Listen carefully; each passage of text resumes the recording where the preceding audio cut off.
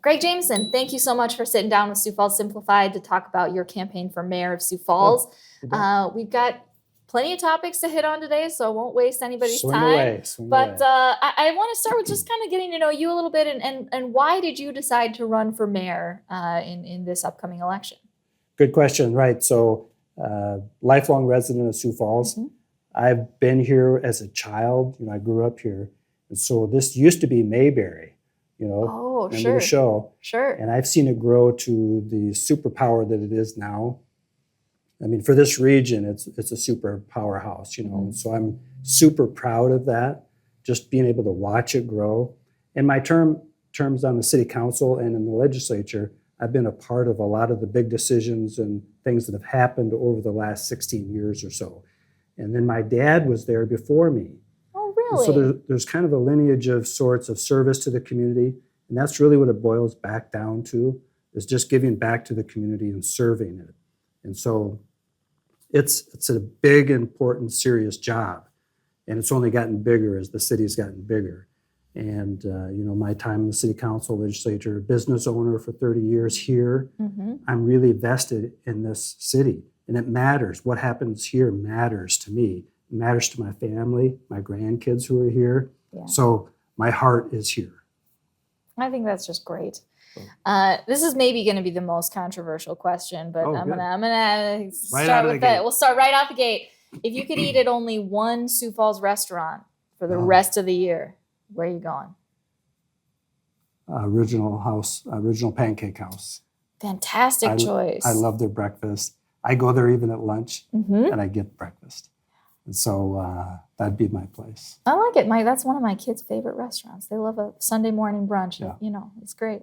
The bacon is like, I don't know where they get it, but it's great. It's thick. It's the best. So. Oh, that's great. That's great. I want to get into the most controversial. That was the most. Well, there's so many restaurants. How do you pick? But I suppose you had it. Ready. You were ready for that one more than most of the other candidates. Okay. I will say so. For what it's worth. Sure. But getting into some real policy stuff now. Housing is a huge thing that came up with readers of Sioux Falls Simplified, and so there's a couple of prongs I want to hit on under that umbrella, but. First of all, what is your philosophy when it comes to addressing homelessness in the community? And what, if anything, would you do differently than what's being done currently? Right. The homelessness, the unhoused, if you will, probably really. And the challenge is every administration has been trying to fix it. Mm-hmm. And it's been a difficult challenge. There's been some successes here and there. Mm-hmm. And I think we just need to, try to amplify those. Mm-hmm. But the interesting part about it is we've had other serious topics as well, like the prison, funding a new prison, finding a location for the prison. Yeah. Even data centers and even Smithfield, frankly, really. But these very property taxes, these very serious topics, just like homelessness. I'm excited to have the opportunity to finally kind of be the full-time guy at the table and bring the group together. Put that in the middle of the table and say, okay, now how are we going to do this? Mm-hmm. Everybody else has been trying. We've all tried. We won't quit. That's part of the idea is that, okay, it's a serious topic. It's been complicated. Nobody's figured it all out yet. Sure. But don't quit. Keep focusing on it. And my take is a little bit, too, that there's a lot of challenges with those individuals who are out there. And, I'm only blessed that I haven't been a part of that. Really. And so understanding what causes them to be there, what facilitates it. If there's people who want to live like that, that's a different group. Mm-hmm. But if there's people who are, struggling because of certain things, there's a lot of people who are almost like one event away from being homeless. Yeah. And so strengthening that position is also an opportunity to avoid them from becoming homeless. And so it's like we need to step in front of it so we can get behind it, kind of a thing. Yeah, I hear you. I also want to talk about affordable housing, workforce housing, accessible housing. All these kind of terms have gotten thrown around for sort of the same idea. Yeah. But what role do you think the city should play in helping kind of facilitate more of that in our community? Yeah, good question. It's another challenge, right? So keeping the city out of it meaning less government, Mm-hmm. less red tape, Mm-hmm. lower cost for the developers and builders Mm-hmm. who are really the strength behind it is probably one of the keys. Rezoning land that has been kind of restricted in some ways to prevent a single family home from being built there, maybe need to change those a little more. Yeah. Make it so that it's available instead of restricted. Mm-hmm. You know what I mean? Saying yes more than no, Mm-hmm. I think is the answer. But keeping cost as low as we can means the city's regulations and rules and permitting fees and other things just need to kind of keep that pressure down. That's our best approach. The rural areas around Sioux Falls are becoming those bedroom communities. Yep. Like you could hear in other big cities, St. Louis and other things have those, but Sioux Falls is kind of getting there, where Renner and other cities, Canton, Centerville and others Parker becomes those bedroom communities, and you'll see them start to flourish because Sioux Falls is flourishing. So some of it may move out of the city, which is, kind of just the way things go. Yeah. I want to change course a little bit and talk about public safety. Obviously, Sioux Falls has grown tremendously under Mayor Tenhaken. So has the police department. So has the public safety spendings, and all keeping crime rate relatively flat at a per capita basis. How would you? They're washing the windows. Of course they are. How would you approach balancing the public safety needs of the community with the budget realities facing the city? Well, it really starts with an understanding that nothing else matters if you don't have public safety. Mm-hmm. There is nothing more important than that. It is our number one issue in this campaign because nothing else matters unless you have that. You can have the best parks. You can have this great Falls Park down here, but if people don't feel safe and don't want to go there. So balancing it out is a difficult challenge because there is only so much money, but you've got to put it first, and that's what I intend to do and will do. And, trying to determine whether or not you can afford a new park or repaving roads in lieu of hiring more officers is part of that challenge. Mm-hmm. And one of my hopes is to generate support for the police officers, meaning a community-wide support that, how it is for firefighters? Oh, sure. Everybody wants to be a firefighter. Mm-hmm. We all love a firefighter. Mm-hmm. Well, I want to flip that to keep firefighters because we love them too, right? But as well now police officers. Sure. That same prestige that firefighters have, bring that to law enforcement. And so that the community-wide support for the officers will help retain officers so they don't move on or say, I don't want to do this anymore. Yeah. And we need to back it up with decent benefits and pay to support them in that effort. And the line is really this. Anybody who wears a bulletproof vest to go to work to protect the people who live here deserve the respect of this community and the pay and all the benefits that are required to keep those people here. All I want to say about it really is everything else comes after a safe community. The mayor's done a fine job, and the growth is enormous. Mm-hmm. So you just can't take your eye off the ball. It has got to be the number one focus, and I intend to do it that way. Yeah. Another public safety question that came up from a number of readers. Do you support collaboration between the Sioux Falls Police Department and federal immigration officials? I do. Yeah. The reality is what those federal officers were doing, we're giving saturation patrols in our community and going after the worst of the worst in our city. And any chance we have to take advantage of that, I'm going to take advantage of it. Are there challenges, perhaps? Do some people maybe feel like they're getting targeted? I would want to eliminate as much of that as I can. But in the efforts that took place, there were a substantial number of bad actors that were removed. And that is a good thing. Mm-hmm. And so I'm supportive of any of those saturation efforts we can get. Yeah. I want to shift gears again. Sorry, we're going to ping pong all over the place, but let's talk about arts and culture. The city's in the process right now of developing an arts and culture master plan. They just talked to the council a couple weeks ago, I think it was, about some of the early survey results, feedback they've seen. There are a lot of people in this community that do support public funding for the arts.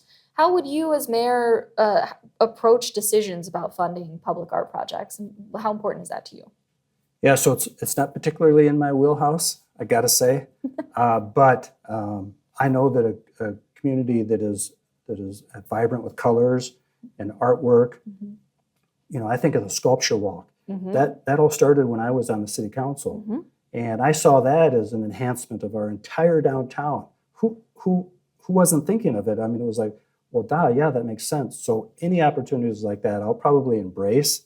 You know, it's not on my particular skill set, so to speak, but it adds to the community in all kinds of ways. And I do remember there were some challenges with the organization. I think they were struggling with who was in charge and where's the money coming from. And so some decent support from the city is probably really good, just because it makes sense for the entire city to look good and be enhanced and have opportunities. So it's just not my first thing. You don't have to paint the murals. That's all right. All right. Exactly. That's all right. I also heard from a lot of readers, they want to know about sustainability, environmental sustainability.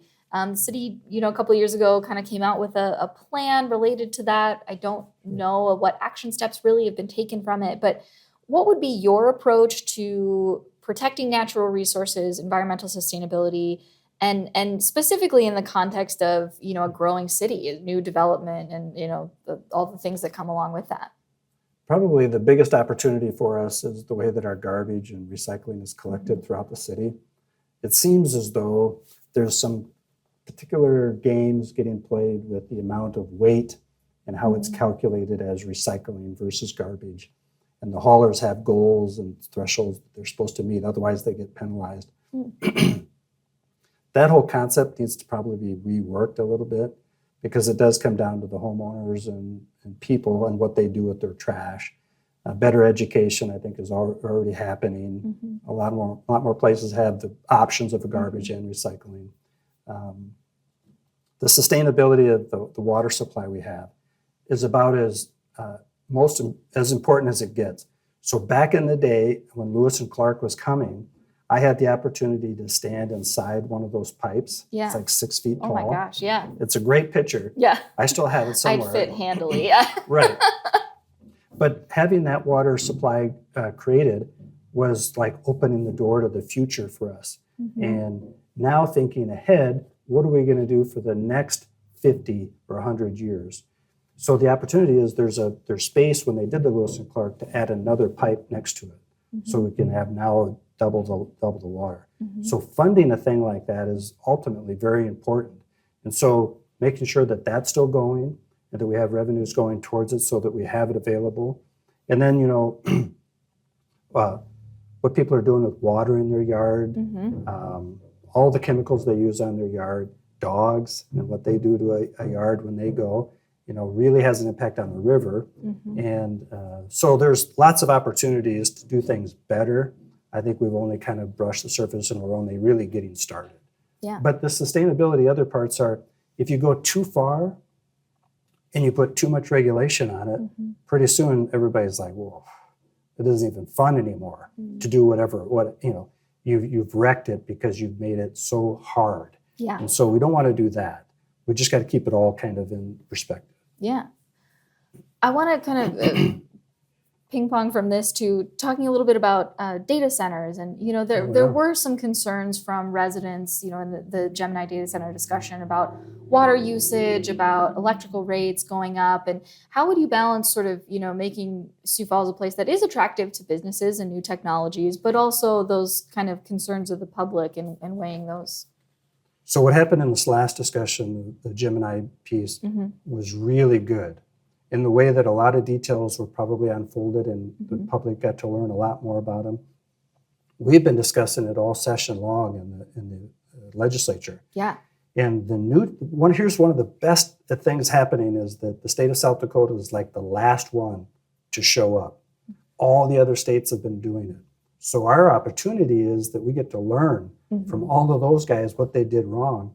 And some of the biggest thing that they did wrong is that they allowed these cooling mechanisms and systems that just use tons of water every day. So they cool the chips and things, and then they just evaporate the water, just plowing through the water. Terrible, terrible waste of water. Now the newer systems in any new building that should get ever built here will have a much better efficient system, so that they call it a closed loop. Yeah, yeah. and then we don't waste all that water. And so in Sioux Falls, what the plan was, they limited the amount of water that they could use. Yeah. And that's the perfect, great step. Now the electricity use is still a hurdle to be overcome. The PUC regulates and dictates when a utility can raise their rates. Right. PUC being the Public Utilities Commission. Yeah. Everybody knows what PUC is, right? I don't know about that. We call it a puck. But so yeah, the concept is that they protect us, Yes. and all of us really, I should say, from having a big business like a data center come in, and then all of a sudden all of our rates go up. Just can't happen. The PUC has to give them the authority to raise their rates. And so we're protected. Excuse me. We're protected in that way. And the other thing is that we've been trying to figure out incentives for these data centers to come, because they've been to every other state around us, because those states have offered incentives. Yeah. Sales tax exemption, and South Dakota doesn't. And the last legislature, we tried to give kind of a measured approach, but we still settled on the side of, we don't need to give away the farm for these guys to come. If they really want to come, then they can come. And so we've been trying to strike that balance of being the last one at the table and learn from those other states who probably gave away too much. So I want to pivot now to talk a little bit about childcare. So I've got 2 little kids. You mentioned grandkids. What role, if any, do you think the city should play in addressing the ongoing childcare crisis in Sioux Falls? Another difficult spot. It's something we'll have to try to figure out, because there's a spot here where you go, why should city tax dollars go towards babysitting your kids, for instance? Sure. How does that make sense? And then the opportunity is, well, then that allows maybe some people to go to work and then have a job, and then all that spins up. So I think back in the old days, I'll call it old days, the Citibank, they had incorporated a daycare center within their own business. And those are the kinds of incentives that we probably need to work on, so that businesses have it available to their employees. And it isn't just a subsidized kind of a service to anybody, but it's a part of that business. And I think that's where the opportunity probably lies. Yeah. Let's talk a little bit about, we talked, a fair amount about development. I mean, Sioux Falls is a fast-growing city, so there's a lot to discuss in that realm. With the Smithfield announcement that they're moving out to the northwest part of town, what's your vision for the sort of new downtown, or the Sanford district, whatever you want to call it, and maybe more importantly, how do you plan to approach decision making and how the community decides what goes there? Yeah, good question. And so what's fun about this is that I never saw that coming. When I was thinking of running for mayor and all of the things, other challenges, police and other things, this is like a brand new toy, so to speak. I don't know what the other way to say it, but the opportunity is just immense. And so to try to get your head around it is exciting and thrilling, if you will. My approach really is likely to set up a community-based advisory board, if you will, and just start some long listening sessions about what do other people see it as, what could it be developed as, what are their dreams, and for me, just me, originally and personally, for right now, it's like New York City has Central Park. Yeah. And Falls Park, our namesake, for goodness sakes, what if we had a big green space that could never be interrupted or taken as we continue to grow, and just enhance Falls Park to a place that is, it's a great place to go. Of course. But if we have a few more other things, it could be just fabulous. And so that would be the thought that I have. But at the end, you said the approach is a community-wide involvement. And sometimes, making decision by committee is difficult. But my leadership and my focus would be that Central Park kind of feel. Yeah. And that space that is just so great that everybody loves it. And that's where I would go with it. Yeah, I think that's great. I want to talk also about the Riverline District. Are you supportive of a convention center downtown? And there's kind of a question mark over that property now with the Smithfield announcement. What do you foresee happening there? Good question. Yeah. So, I am excited about a downtown convention center, first off. There are opportunities that we've missed because of where ours is today, even our event center, where it is today. I was a guy who was all for it to be downtown for the event center too, because of the impact that it has, or the opportunity that it creates. And so the Riverline District is just a little too far removed from the downtown, and the area that I see it is perfect. Yeah. Now, the city owns it, and the goal, the rules are we have to find a public purpose for it. And I know we can find that for that land. There's a lot of assets that the east side of town could use and benefit from, and were proposed in the past, that I think could be done there. So there's great opportunities for it. I'm just not convinced it's the perfect place for a convention center. Now, the perfect place, maybe, I'm just saying, maybe was, and could be a part of this new Smithfield site that they leave. Maybe, I don't know, but it's really a challenge to find a space in the downtown area to build something like that. Yeah. That's why it hasn't been done, frankly. And so just the Riverline District has opportunities, but I just don't know that it's quite right for the convention center. Yeah. No, I'm interested to see, very interested to see what will happen there. Yeah. So, Greg, thank you again for doing this. One last question for you.